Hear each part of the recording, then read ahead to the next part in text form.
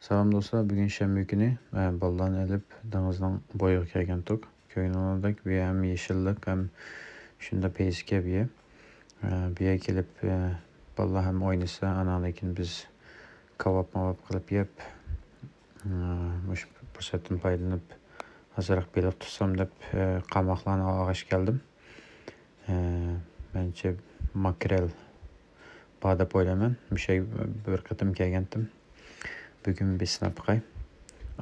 O qatım gəlgəqdə xilcik tutqandım. Bugün bir ballar bilen bir təlinim bir sinap qay. Köyünündək hava boranlıq dolqun ba.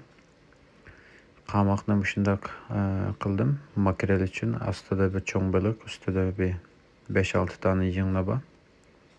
Bu makrel top bilen boğaçqamış həmmisini dişləş ehtimallığı var ya ki, bu mesela en az olsa mı 2-3'ünü dişləydi adamlar. Qarayımız hem de. Tunca dişləmene 2 tabelik çıktı. Şundaq boranlıq, şamanlıq günlərdə yaxşı çıxdı ki. Kiçik oğlum dənizin içine girip oynayatıdı. Yarım saatinin içinde şundaq 9 tabelik tuttum. Makrella şunda peyzi. Qaraganda sürüsü topu bağa oxşadı. 15 santim etrafında. Yine bir sinap qıma. Köyünlərdə qabama açılıb qavatıdı ama dolqun güçlük. Oğluma, küçük oğluma ya da oynap akısı ayadın ki vatıdı.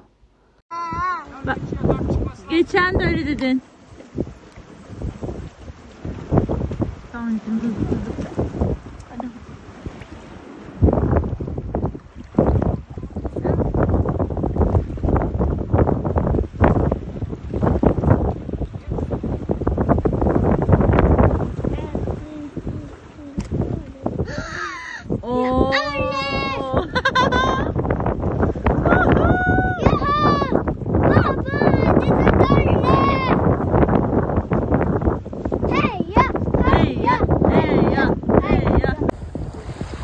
Şimdi yapılıp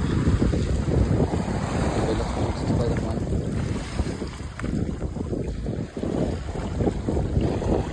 2, 4, 6, 8, 10, 12,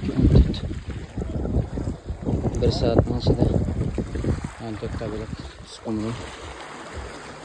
Vay çek kaldı mı?